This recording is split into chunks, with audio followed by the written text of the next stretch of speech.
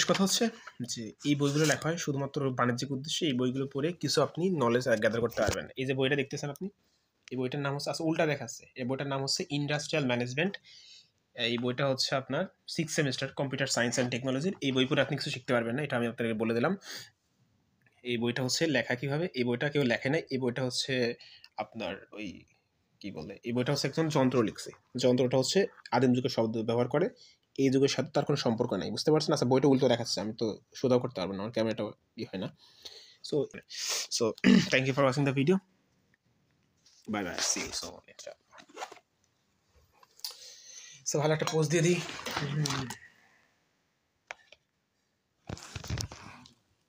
আচ্ছা, ভালো একটা পোস্ট দিয়ে শেষ করে দিই। Bye bye. আসসালামু আলাইকুম, কি অবস্থা সবার? আশা করি খুবই ভালো আছেন। This is the second part of no reaction. Okay, so no রিয়াকশনের মেন যদি উদ্দেশ্যটা বলি কেন করা, নিশ্চয়ই এমনি করি না, এমনি করতেছে না, এবং এমনি করার মতো টাইমও নাই আমার কাছে, রাইট? এমনি কিছুই করা হয় না, বা এমনি কিছুই হয়ও না। কোনো কিছু না কোনো কিছু পার কোনো কিছু একটা উদ্দেশ্য থাকে, রাইট? ওকে, সো এটার উদ্দেশ্য কি এবং কেন করতেছি, একটা সময় তো অবশ্যই মানে এখন না, এখন হয়তো 2 বছর না, 3 বছর না, but after a long time এটা কেন করছি তার রিজনটা বা তার যে ইমপ্লিমেন্টেশনটা, এটা ইনশাল্লাহ আসবে, আমি এটুকু এক্সপেক্ট করি। এখন আমি কিছু জিনিস ফার্স্টে বলি।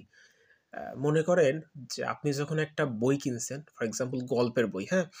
তো আপনি গল্পের বই, ওইখানে কিছু না কিছু একটা মেসেজ থাকে, রাইট? যে একটা মেসেজ থাকে, আপনি মেসেজটা ওই গল্পের বইটা পড়লে আপনি বুঝতে পারেন যে actually what they are trying to tell us, আমাদের কি বলার চেষ্টা করতেছে বা আমাদের কি বোঝানোর চেষ্টা করতেছে তারা, ওইটা আমরা কিন্তু পড়লে বুঝতে পারি। কেন বুঝতে পারি? That is the main reason.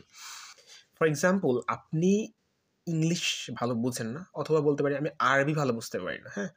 তো এখন যদি একটা বই দেওয়া হয় যে এই বইটা আরবি লেখা আছে, এখন আমি তো বুঝতেই পারবো না অ্যাকচুয়ালি কি বলছে, কারণ হচ্ছে আমি ওইটা ভালো বুঝি না। ফর এক্সাম্পল, আমি ইংলিশ বুঝি, বাট ওইখানে এমন কিছু শব্দ আছে যেগুলোর মানে আমি বুঝি না বা মানে আমি জানি না, হ্যাঁ? তো তাইলে তো নিশ্চয়ই মেসেজটা আমি প্রপারলি পাবো না, বা যেটা বোঝানোর চেষ্টা করলো আমি এটা বুঝবো না, রাইট? তো এই জন্য আপনার যে বাংলা গল্পের বই বলি, কবিতার বলি, বা হচ্ছে আপনার নর্মালি যে বইগুলো আপনি দেখবেন একটু কমার্শিয়ালি হয়, অর্থাৎ যেগুলো হচ্ছে যে কাজটা করা হয় যে ইন্ডিভিজুয়াল একজন ব্যক্তির কাছ থেকে লেখা, যেটা সারা মানুষ মানে একদম পুরো বাংলাদেশ, ফর এক্সাম্পল বাংলা ভাষাভাষী মানুষের জন্য প্রকাশ করা, যার মাধ্যমে তারা এটার যে ব্যাপারটা যারা বুঝতে পারে আর কি লিখছে এটা বুঝতে পারে আর কি। তো তারা কিন্তু খুবই চমৎকারভাবে শব্দগুলো ব্যবহার করে, মডার্ন বাংলা যদি বলি, বা যেই শব্দগুলো ইউজ করে যার মাধ্যমে বোঝা যায় অ্যাকচুয়ালি, রাইট? ওকে, এখন আরেকটা জিনিস যদি বলে রাখি, মানে আমি যে বিষয়টা বলবো তার আগে আমি কয়েকটা জিনিস ক্লিয়ার করি। প্রথম বিষয় হচ্ছে, ও বইগুলো লেখা হয় এমনভাবে যেন মানুষ বুঝতে পারে, ওইটা পড়ে বুঝতে পারে। এটা হচ্ছে প্রথম বিষয়। এখন দ্বিতীয় বিষয়টা হচ্ছে যে আপনার বই বা ভাষার অ্যাকচুয়ালি কেন আসলো, বা ভাষা কেন এতটা ইম্পর্টেন্ট, রাইট? ভাষাটা ইম্পর্টেন্ট কারণ হচ্ছে যে আমরা যে এক্সপ্রেশনগুলো দিব, আমরা যে কথাগুলো বলতে চাই, এটা তো আমরা সরাসরি বলতে পারতেছি, রাইট? বলতে তো কাইন্ডলি মানে বলতে কিন্তু পারফেক্টলি পারতেছি। এখন প্রবলেমটা হচ্ছে আমি যখন এটাকে লিখার মাধ্যমে দিব, যে আমার এই কথাটা আমি চাই যে 10 কিলোমিটার দূরে, 100 কিলোমিটার দূরে একজন আছে, তাকে কাছে পাঠাইতে চাই। সো লিখা ছাড়া কিন্তু উপায় নাই এখন, তাই না? যদি এখন ভয়েস বা অন্য অনেক সিস্টেম আছে, বাট ফর এক্সাম্পল যদি ধরি, লেখার কিন্তু সিস্টেমটা মেন উদ্দেশ্যটা এটা যে আমি কিছু একটা বলতে চাই, ওইটাকে ভাষার মাধ্যমে আমি রিপ্রেজেন্ট করব, যত সহজে করা যায়, তাই না? ডিফিকাল্টির কিন্তু কোনো কাজ নাই, মানে ভাষাটা আসছে হচ্ছে আমার ইজিয়ার করার জন্য, আমার প্রসেসটা ইজিয়ার করার জন্য, যে আমি কিছু একটা বলতে চাই যত সহজে তাকে বুঝাইতে পারি। তার মানে কি উদ্দেশ্য কিন্তু খুবই আপনার আপনার খুবই হচ্ছে স্ট্রেট ফরওয়ার্ড। আপনি মানুষকে যত সহজে বুঝাইতে পারেন, দ্যাট ইজ দ্য আল্টিমেট আপনার হচ্ছে যদি বলি গোল। আপনি ভাষাটা আসছে হচ্ছে মানুষের কথাগুলো যত সহজে হচ্ছে, ভাষা বলতে আমি কিন্তু ওইটা বোঝাচ্ছি না। ভাষা বলতে বোঝানোর চেষ্টা করতেছি যে আপনি যখন লিখার মাধ্যমে প্রকাশ করতে যাচ্ছেন, আমি এইটার কথা বলতেছি যে বাংলা ভাষা আমি লিখার মাধ্যমে প্রকাশ করব। তো আমরা কমিউনিকেশন করতেছি, সো অবশ্যই কোনো না কোনো ইঙ্গিত, কোনো না কোনোভাবে আমি বোঝানোর চেষ্টা করতেছি, রাইট? এখন এটা যখন লিখার মাধ্যমে আসবে, লিখার ভার্সনটা আসবে। আমার কথা কিন্তু মেন উদ্দেশ্য লিখার কথা, লিখার ভার্সনটা। যেটা আসার মেন উদ্দেশ্যটা হচ্ছে যত ইজিলি মানুষকে আপনি বুঝাইতে পারেন, রাইট? এটা কিন্তু মেন উদ্দেশ্য। অর্থাৎ ২ টা জিনিস বুঝলাম। একটা হচ্ছে বইয়ের মাধ্যমে যখন আমরা রেসপন্সগুলো মানে বইয়ের মাধ্যমে যখন আমাদের রেসপন্সগুলো আমরা পাঠাচ্ছি, আমরা চাইবো যত ইজিলি, যত সহজে রেসপন্সগুলো আমরা হচ্ছে আমাদের যারা থাকবে, যারা স্টুডেন্ট থাকবে, স্টুডেন্ট ধরলাম, তাদেরকে যত সহজে আমরা বুঝাইতে পারি। Main that is the main purpose, one of the purpose যদি বলি। দ্বিতীয় বিষয়টা হচ্ছে মানে আমি বইয়ের লেখার কথা বলতেছি। দ্বিতীয় বিষয়টা হচ্ছে যে প্রথম বিষয় হচ্ছে যত সহজ আপনি বুঝাইতে পারেন। দ্বিতীয় বিষয় হচ্ছে সহজে যদি বুঝাইতে চান, আপনার কোনটা ইউজ করতে হবে, আপনি কিভাবে সহজে বোঝাইতে পারবেন।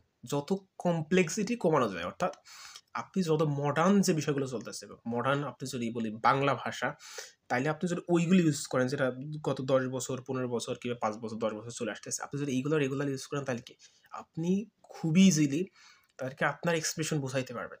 তো আমরা আমাদের মেন উদ্দেশ্যটা বুঝতে পারলাম যে ফার্স্ট থিং ফার্স্ট, আমাদের হচ্ছে বই যখন লিখতেছি অবশ্যই মানুষজন কিনবে, তার জন্য বুঝতে পারে, কিনে রেখে দিল। সো এটার মাধ্যমে আমার কোনো অ্যাচিভমেন্ট আসে নাই, কারণ মানুষ বুঝেই না আমি কি লেখার চেষ্টা করছি। প্রথম বিষয়। এখন যেটা ১৯৭১ সালে লিখছে ওইটার সাথে কিন্তু এখন তুলনা করে লাভ নাই, কারণ ওইটা একটা ডিফারেন্ট একটা জেনারেশন ছিল, এখন ডিফারেন্ট জেনারেশন। এখন হচ্ছে টাইমটা চেঞ্জ হয়েছে, তার মানে ভাষারও পরিবর্তন আসছে, কারণ ভাষা কিন্তু এভাবে চেঞ্জেবল।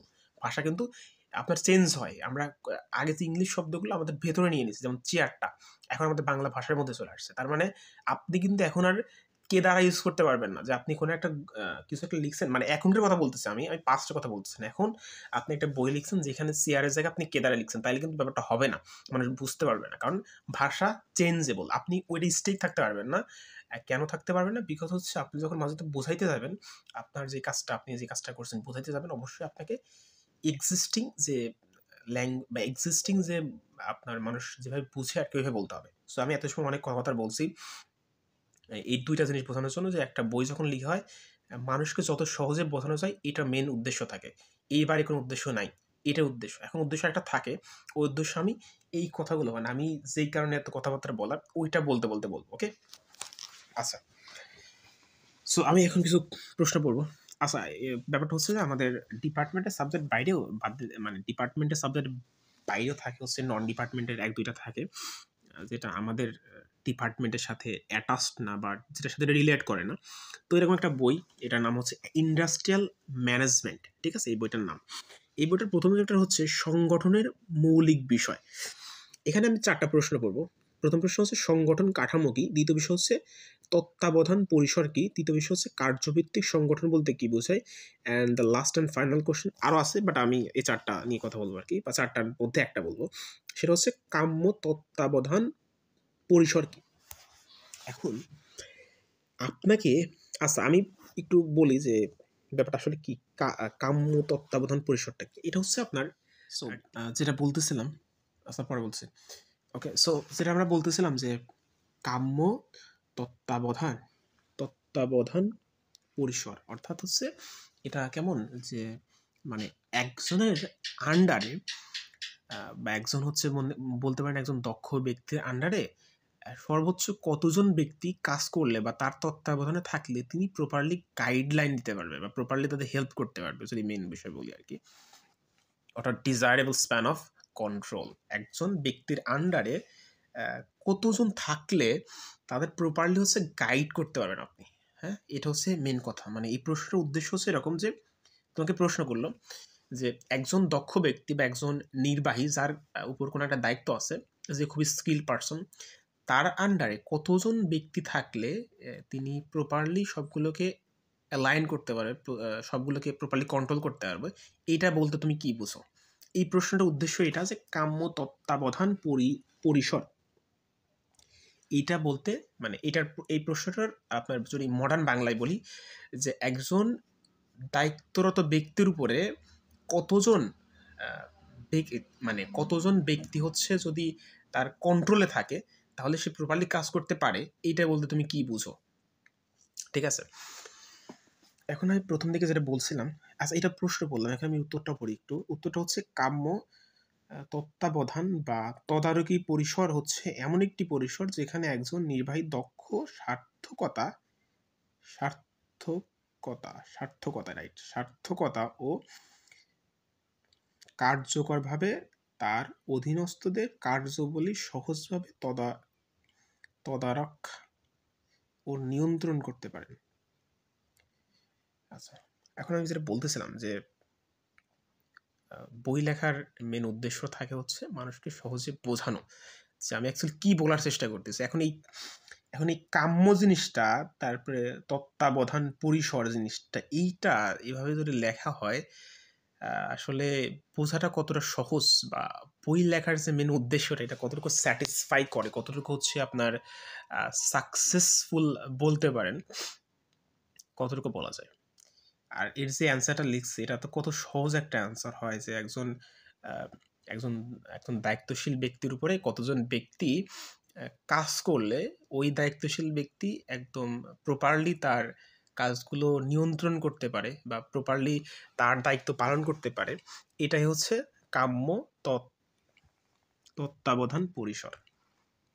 বা একজন ব্যক্তির উপরে একজন ব্যক্তির অধীনে কতজন ব্যক্তি কাজ করলে, মানে কাজ করলে তার তার যে দায়িত্ব প্রপারলি সে পালন করতে পারে, এটা বলতে কি বোঝো, বা কাম্য তত্ত্বাবধান যাই বলি ওইটাই বলি, ওটা উচ্চারণ করা খুবই ডিফিকাল্ট আর কি। তো এখন ব্যাপারটা হচ্ছে যে এরকম লিখে লাভটা কি, এভাবে লিখে লাভটা কি? আসলে লাভটা আছে, লাভ না থাকলে নিশ্চয়ই এভাবে লিখতো না। লাভটা হচ্ছে কি, দেখেন এই যে বইগুলো আছে না, এই যে বইটা, এটা হচ্ছে বই, এটা হচ্ছে তার বই, এই বইটা, এই বইগুলো হচ্ছে 100-150 টাকার মতো বিক্রি করা হয়। এবং মনে করেন যে আমাদের হচ্ছে আমাদের ডিপার্টমেন্টে মোটামুটি হচ্ছে আমরা আছি কয়জন, 200 জন মতো হতে পারে, মর্নিং এবং ডে শিফট মিলে। তারপরে মনে করেন যে এরকম 500 মতো বেসরকারি ইনস্টিটিউশন আছে, তারপর হচ্ছে গভর্নমেন্ট ইনস্টিটিউশন আছে প্রায় 100টা, ওই মোটামুটি 40,000 মতো হইতে পারে হয়তো। এরকমই, মানে আমি অ্যাপ্রক্সিমেট বললাম, কারণ কি আমরা ওই যখন ভর্তি হয়েছিলাম না তখন এরকমই ছিলাম আর কি, 40,000 মতো আর কি। আমরা মনে আছে আমার 40-35,000 মতো ভর্তি হয়েছিলাম আমরা, মানে আমরা ফার্স্ট সেমিস্টারে যখন ভর্তি হয়েছিলাম। তো আচ্ছা, এইটা হ্যাঁ, এটা হচ্ছে সরকারি বেসরকারি মিলেই ছিল।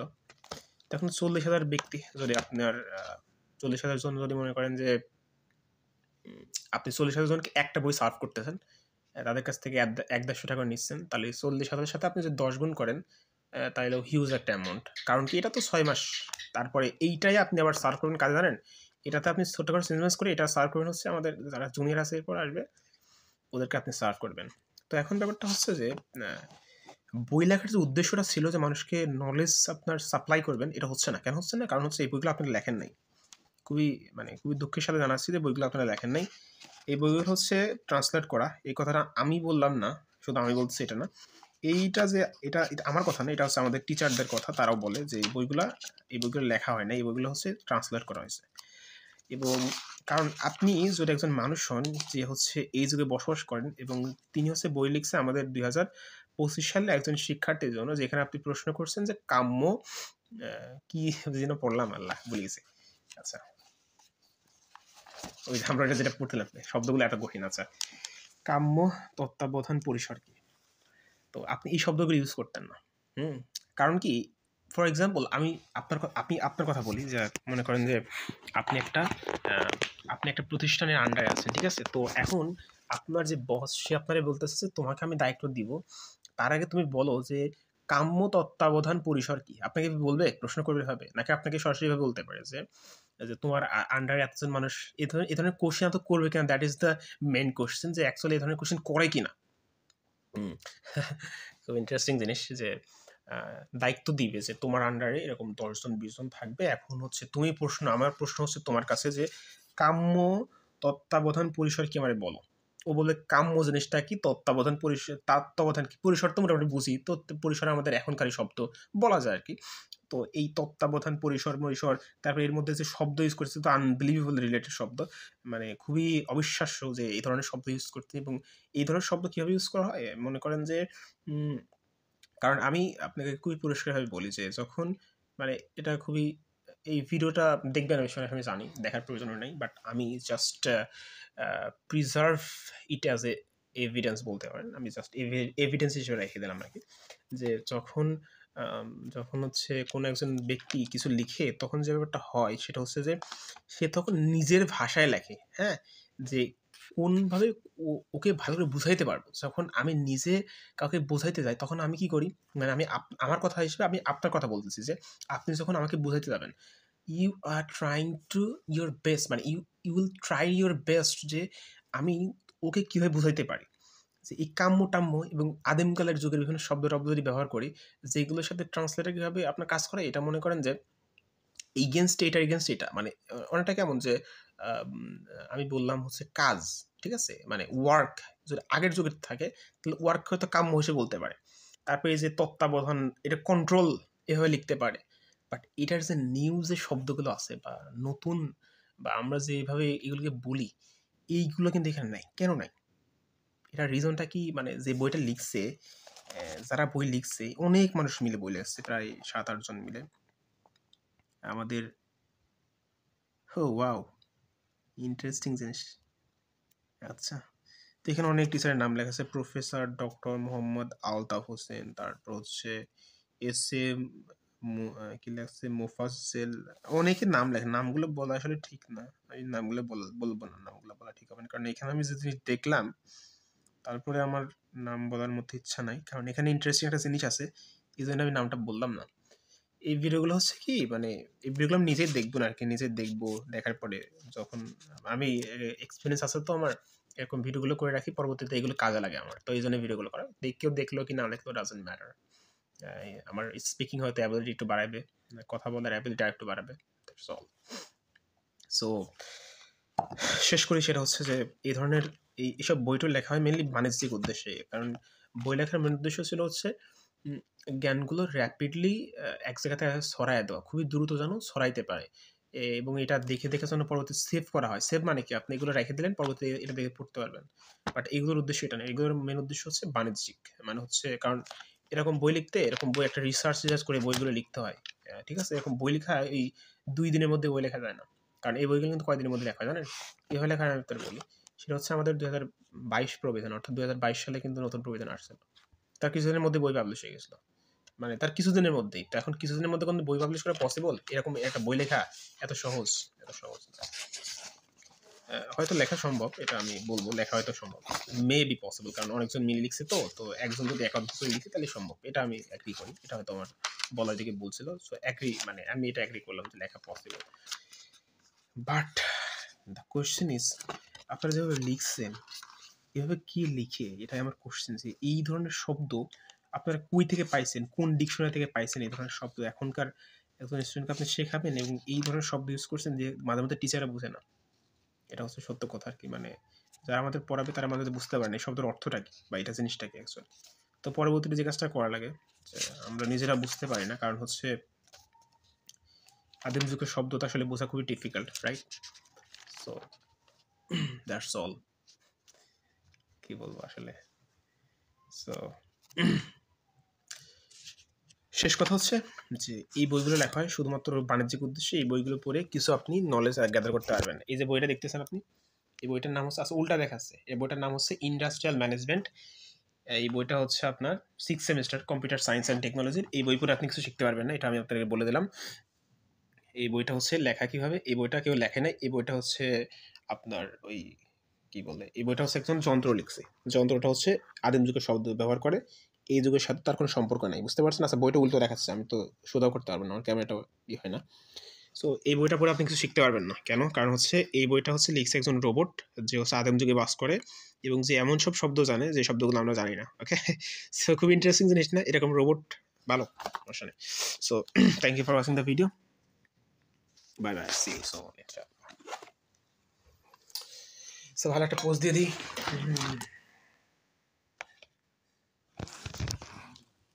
আচ্ছা ভালো একটা পোস্ট দিয়ে শেষ করে দিই।